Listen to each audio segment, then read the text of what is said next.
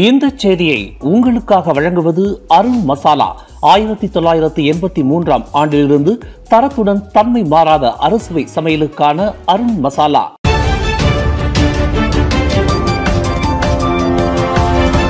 வணக்கம். திசைகளின் ஒரு மணி செய்திகள்.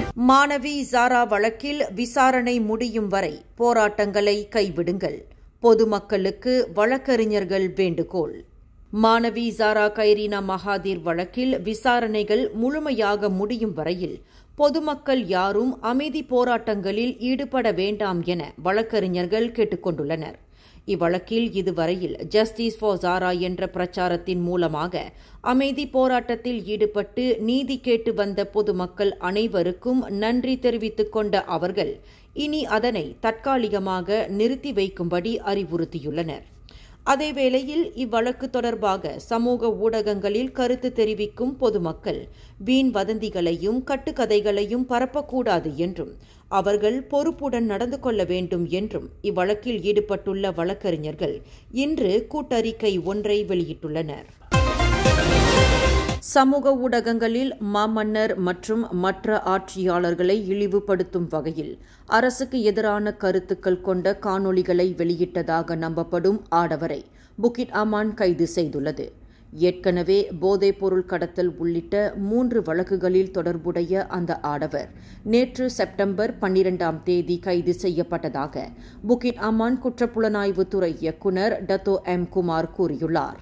சமூக ஊடகங்களில் பொது ஒழுங்கு மற்றும் தேசிய பாதுகாப்பை சீர்குலைக்கும் வகையிலான கருத்துக்களை வெளியிடுபவர்கள் மீது பாரபட்சம் இன்றி கடுமையான நடவடிக்கைகள் எடுக்கப்படும் என்றார் அவர்.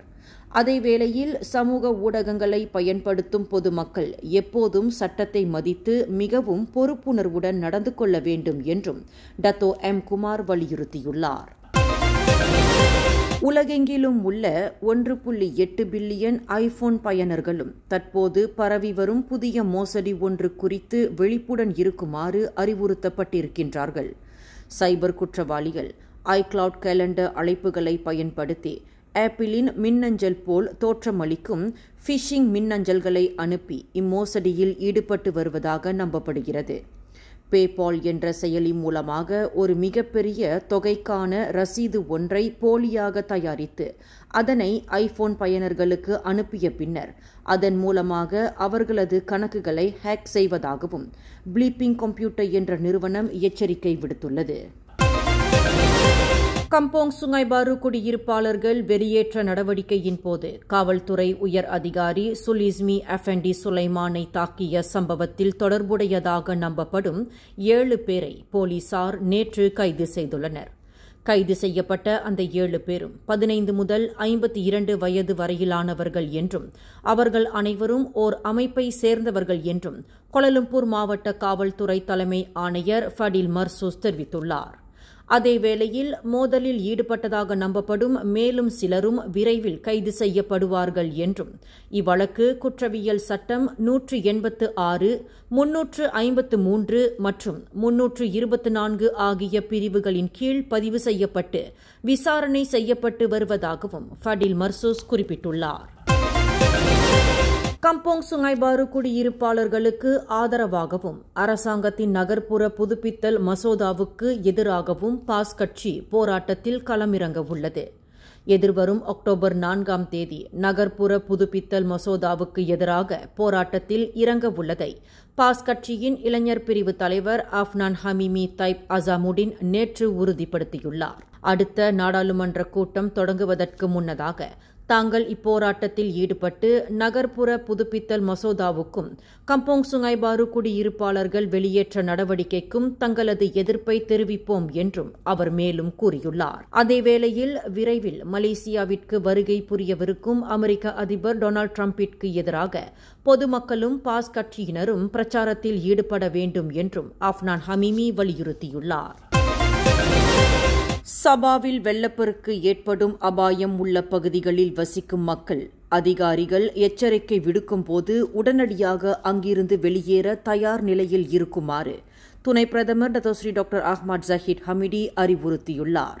மக்களின் பாதுகாப்பிற்கு முக்கியத்துவம் அளிப்பதே அரசாங்கத்தின் முக்கிய நோக்கம் என்றும் வெள்ளத்தால் பாதிக்கப்பட்ட பகுதிகளை தொடர்ந்து தான் கண்காணித்து வருவதாகவும் தேசிய பேரிடர் மேலாண்மை குழு தலைவருமான அவர் கூறியுள்ளார்.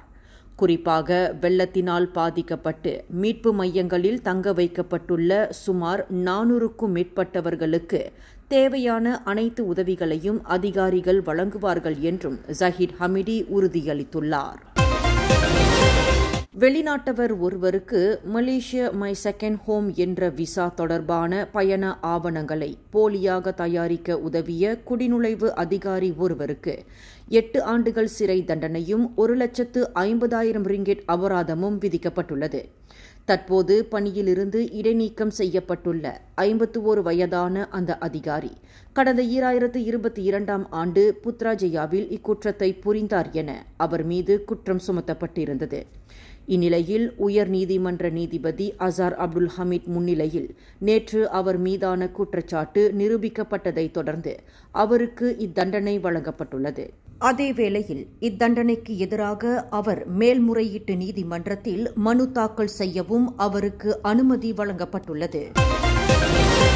தமிழ் பள்ளி மாணவர்கள் தங்களின் புறப்பாட பாடத்தில் தங்களின் திறனை வெளிப்படுத்தவும், பிற நாடுகளின் கலை கலாச்சார உறவுகளை தெரிந்து கொள்ளவும், நல்லுறவுகளை வலுப்படுத்திக் கொள்ளவும் பினாங்கு மாநிலத்தில் அனைத்துலக நிலையிலான புறப்பாட பயிற்சி முகாம் நிகழ்வு சிறப்புடன் நடைபெற்றது. கல்வி அமைச்சின் அனுமதியுடன் நடைபெற்ற இதில் இந்தோனேசியா மற்றும் தாய்லாந்து நாடுகளிலிருந்து மாணவர்கள் பங்கேற்றனர் என்பது குறிப்பிடத்தக்கது.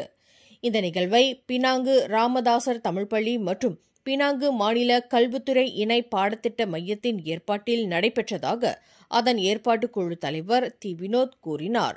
இந்த முகாமில் பார்த்தீங்கன்னா மாணவர்கள் நிறைய விஷயங்களை கற்றுக்கொண்டாங்க. ஸோ அதில் குறிப்பாக பார்த்தீங்கன்னா அவங்களோட தன்னம்பிக்கை, அவங்களோட தைரியம், அவங்களோட பேச்சு திறமை, அவங்களுடைய படைப்பு, ஸோ மற்ற விஷயங்கள்லாம் மாணவர்கள் கற்றுக்கொண்டாங்க. ஸோ அதை அடுத்து தாய்லாந்து மற்றும் இந்தோனேஷியா மாநில நாடுகளில் மாணவர்கள் வந்ததுனால ஸோ அவங்களுடைய கலந்துரையாடுறதுக்கு, அவங்களோட கலாச்சாரம், அவங்களோட மொழிகளை தெரிந்து கொள்வதற்கு அவங்களோட ஒரு நட்பு உறவை ஏற்படுத்திக் கொள்ள இந்த முகாம் நிறைய உதவி புரிந்தது.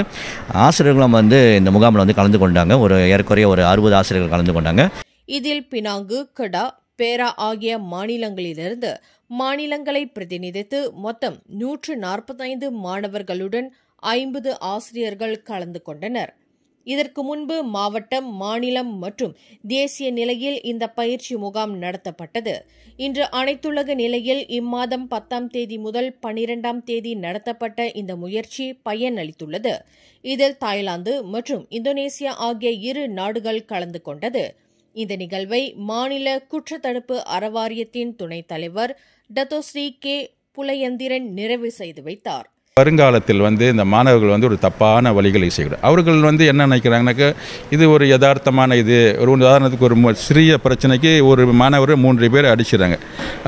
திடீர்னு காயங்கள் பட்டுட்டாக்கா அப்புறம் தான் அந்த சம்மந்தப்பெற்றவர்கள் காவல்துறை புகார் செய்து அப்படி தான் பிரச்சனைகள் பூதாகரமாக உருவெடுக்கிறது. அப்பொழுது இது என்னன்னாக்கா நாடு முழுதும் இந்த இது போய் சென்று கடைசியில் அவர் கல்வி வாழ்க்கை பாதிக்கக்கூடிய சூழ்நிலை இருக்கிறது. இது ஒரு சாதாரண விஷயம் இல்லை. அவங்க கல்வி என்பது எதிர்காலத்தை நிறைக்கிறது. அதான் வருங்கால தலைவர்கள்ன்றாங்க. அப்போ இந்த வயதிலே பாலிருந்தை போயிட்டாக்கா வாழ்ந்து கல்வி கற்று எந்த ஒரு பிரயோஜனமும் இல்லை. அதான் அந்த ஒன்று முக்கியம். எப்போதும் நான் கூறுறது என்னாக்கா, ஆன்மீகம், ஒழுக்கம், நன்னடத்தைகள், இதை 3 இருந்தாக்க சிறந்த மாணவர்களாக கல்வியில் பெற முடியும். இதோட பங்களிப்பு பள்ளி அளவில் ஆசிரியர்கள் பார்க்குறாங்க. இந்த நிகழ்வில் பல பயிற்சிகளில் ஒன்றிணைந்து பங்கேற்றது மாணவர்களுக்கு புது உத்வேகத்தை ஏற்படுத்தியதாக மாணவர்கள் பலர் தங்கள் அனுபவத்தை பகிர்ந்து கொண்டனர். இந்த செய்தியை உங்களுக்காக வழங்கியது அருண் மசாலா. 1983ஆம் ஆண்டிலிருந்து தரத்துடன் தன்மை மாறாத அறுசுவை சமையலுக்கு அருண் மசாலா. மேலும் செய்திகளை தெரிந்து கொள்ள கீழே இருக்கும் பெல் பட்டனை அழுத்துங்கள். உங்கள் மகிழ்ச்சியை வெளிப்படுத்த லைக் மற்றும் ஷேர் செய்யுங்கள். தொடர்ந்து திசைகளோடு இணைந்திருக்க சப்ஸ்கிரைப் செய்யுங்கள்.